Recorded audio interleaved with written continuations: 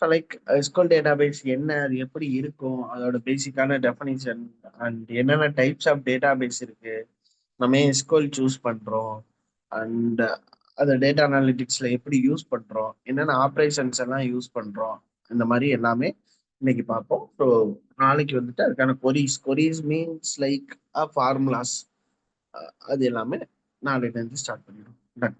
So நீங்க பார்த்தீங்க அப்படின்னா இந்த பிரவீன் டேட்டா அனாலிட்டிக்ஸ் அப்படின்னு ஒன்று இருக்குதுங்களா. ஸோ இதுதான் வந்துட்டு ஒரு டேட்டாபேஸ். இந்த பிரவீன் டேட்டா அனாலிட்டிக்ஸ்ங்கிறது ஒரு டேட்டாபேஸ். அதுக்குள்ள டிஃபரெண்ட் டேபிள்ஸ் இருக்கு. இந்த கஸ்டமர் அப்படிங்கிற ஒரு டேபிள், கஸ்டமர் டேபிளை கிளிக் பண்ணோம்னா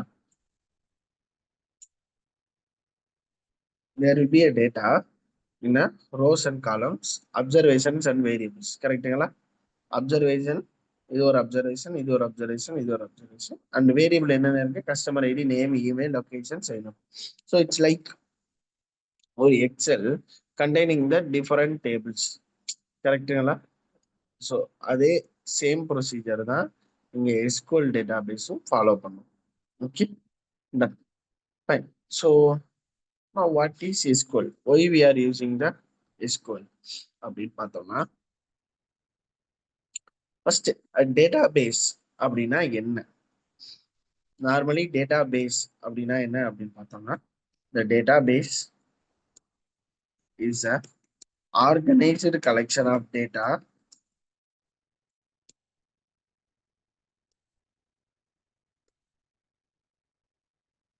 that allows for efficient storage, retrieval, and management of information. It designed to handle large amount of data and support multiple users.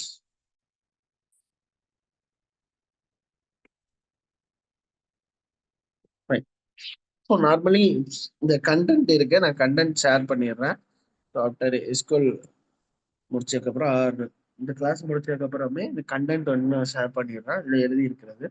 Then so database அப்படின்னா என்னன்னா, it's organised collection of data, ஒரு organised collection of data that allows for efficient storage, எஃபிஷியண்டாக store பண்ணுறதுக்கும், and retrieval, அதை திரும்ப retrieve பண்ணி பார்க்கறதுக்கும், and management of information, அந்த இன்ஃபர்மேஷனை மேனேஜ் பண்ணுறதுக்கும் நம்ம யூஸ் பண்ணுறோம்.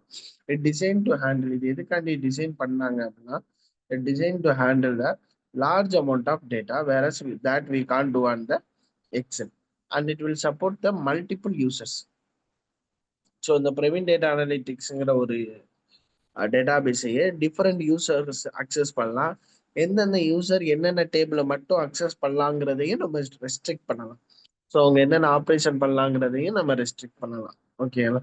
ஸோ அந்த கான்செப்ட் எல்லாமே நம்ம போக போக பார்ப்போம். டன்.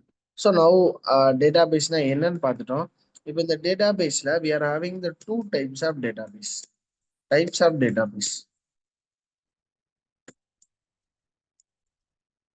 ஃபர்ஸ்ட் டைப் என்ன அப்படின்னு பார்த்தோம்னா, இட்ஸ் a relational database.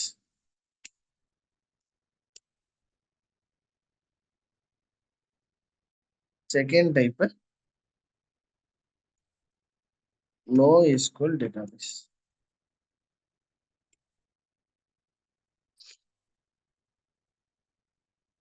இந்த ரிலேஷனல் டேட்டாபேஸ் தான் என்ன சொல்லுவோம் அப்படின்னா RDBMS அப்படின்னு சொல்லுவோம். அதாவது relational database management system. Okay, so relational database management system. Second.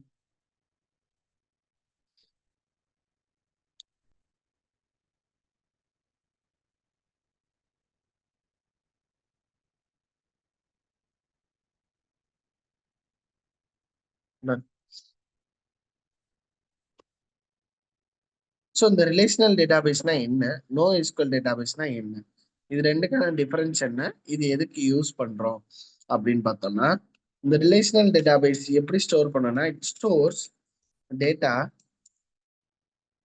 இன் அ structured table.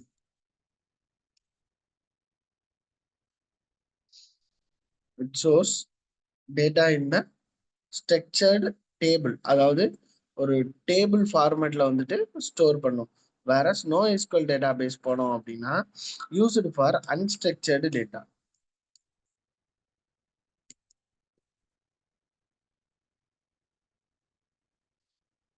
சச்சஸ் JSON data. JSON ஒரு எக்ஸாம்பிள் பார்த்த ஞாபகம் இருக்குதுங்களா? ஜேசன் பார்த்தோம்னா ஒரு ஜேசன் டேட்டா.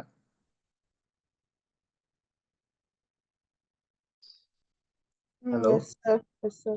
யா, அது ஒரு unstructured data like key pair values. கரெக்டுங்களா? பார்த்தோம்னா ஒரு கீ இருக்கும், அதுக்கான பேர் இருக்கும். ஸோ அந்த மாதிரி டேட்டா ஃபுல்லாக ஸ்டோர் பண்ணி யூஸ் பண்ணுறதுக்கு நம்ம யூஸ் பண்ணுற டேட்டா பேஸ் தான் no SQL database. Okay. So at conclusion, database அப்படின்னா என்னன்னா இட்ஸ் கலெக்ஷன் ஆஃப் டேட்டா வந்துட்டு ஆர்கனைஸ் பண்ணுறதுக்கும் ஸ்டோர் பண்ண ரிட்ரீவ் பண்ண மேனேஜ் பண்ணுறதுக்கு யூஸ் ஆகுறது. அண்ட் இது லார்ஜ் அமௌண்ட் ஆஃப் டேட்டா வந்துட்டு சப்போர்ட் பண்ணும். டைப்ஸ் ஆஃப் டேட்டா பேஸ்ல 2 பேசிக் டைப்ஸ் இருக்கு. ஒன்று வந்துட்டு relational database, another one is NoSQL database. Relational database என்ன பண்ணும்? Store data in a structured format, whereas NoSQL database is used to store the unstructured data such as JSON or key pair values. Then, so இப்போ store data in a structured table.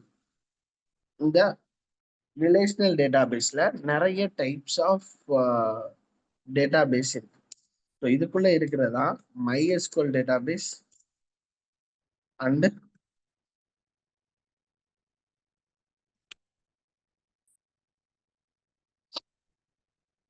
PostgreSQL database.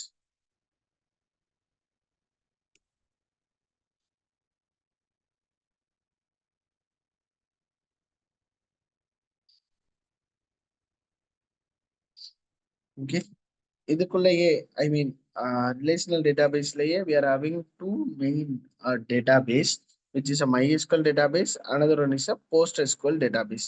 இந்த MySQL database and PostgreSQL database இந்த SQL அப்படிங்கிற ஒரு programming லாங்குவேஜை தான் use பண்ணும். SQL in the sense, SQLோட full form என்ன அப்படின்னு பார்த்தோம்னா structured query language.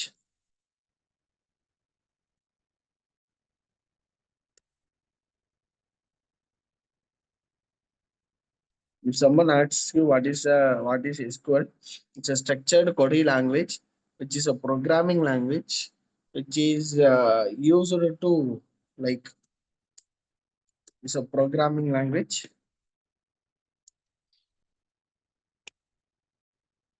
which is used to manage and manipulate relational databases.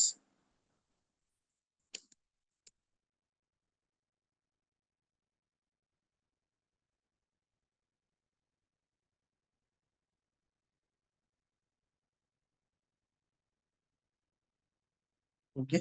If someone asks you what is SQL, அப்படின்னா SQL is a structured query language, which is a programming language used to manage and manipulate the relational databases. Okay, fine. So இது வரைக்கும் clear அப்படின்னு நினைக்கிறேன். இப்போ வந்துட்டு எதுக்காக நம்ம data பேஸை யூஸ் பண்றோம்? Why database and data analytics. Data அனாலிட்டிக்ஸ்ல எதுக்காண்டி நம்ம டேட்டா பேஸை யூஸ் பண்றோம்?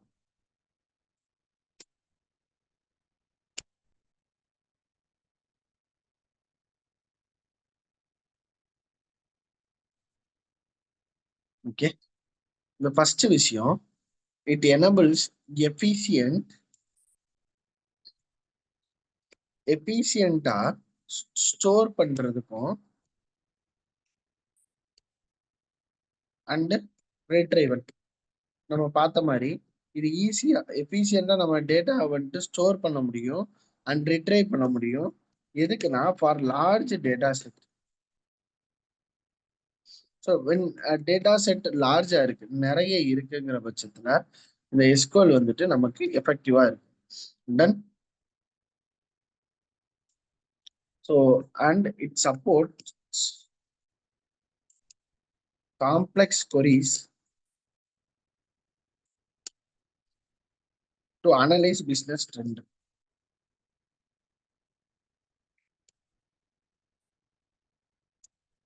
அதாவது நிறைய எப்படி சொல்றேன்னா ஒரு காம்ப்ளெக்ஸான கொரிஸ் லைக் ஒரு எக்ஸல்ல ஃபார் எக்ஸாம்பிள் ஒரு ஃபில்டர் ஆப்ஷன் அண்ட் ஒரு ஷார்ட் ஆப்ஷன் யூஸ் பண்றோம், கரெக்ட்டுங்களா? இந்த மாதிரி எனக்கு ஷார்ட் பண்ணி இந்த மாதிரி ஒரு ஒரு 10 ஃபில்டர் கண்டிஷன் அப்ளை பண்ணி நம்ம ஒரு டேட்டா வந்துட்டு எடுக்கணும், ரிட்ரைவ் பண்ணணும்னு வச்சுப்போம். எக்ஸல்ல வந்துட்டு இட்ஸ் நாட் பாசிபிள். ஐ மீன் அது வந்துட்டு ப்ராக்டிக்கலி சீக்கிரமா வந்துட்டு நம்மளால பண்ண முடியாது. லைக் ஷார்ட்டிங் ஆப்ஷன் அப்ளை பண்ணணும், ஒரு ஒரு காலத்துக்கும் ஃபில்டருக்கு போயிட்டு நம்ம ஒன் பை ஒன்னா அங்க செலக்ட் பண்ணி பண்ணணும்.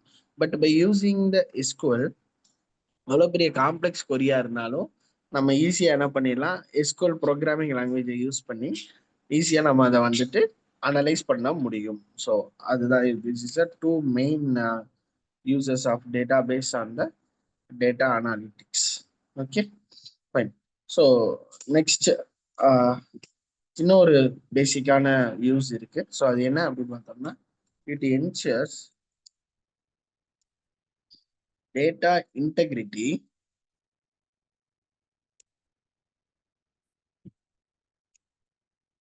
And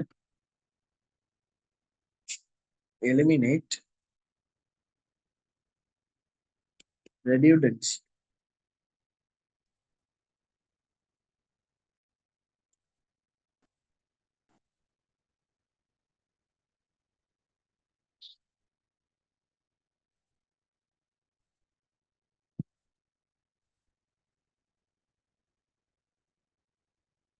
Okay, done. So இந்த டேட்டாபேஸ் யூஸ் பண்றதுனால we can able to have the data integrity. So data integrity நம்ம ensure பண்ண முடியும். At the same time we can able to eliminate the redundancies. Okay, so what is mean by data integrity? Data integrity அப்படின்னா என்னன்னா accuracy of the data. அதாவது எப்படி சொல்றேன்னா நம்மளுடைய data வந்துட்டு அக்யூரேட்டா இருக்கு. ரெடிடன்சி எலிமினேட் பண்ணோம் அப்படின்னா என்ன ஒரு டூப்ளிகேட் வேல்யூஸும் வராம, டூப்ளிகேட்டா ரோஸ் இல்லாம ரிப்பீட் ஆகாம, ஸோ நம்மளுடைய டேட்டா வந்துட்டு கிளீனா கரெக்டா இருக்கு, டேட்டாவோட இன்டெகிரிட்டி வந்துட்டு பர்ஃபெக்டா இருக்குங்கிறத நம்ம என்ஷூர் பண்ண முடியும் பை யூசிங் த டேட்டாபேஸ்.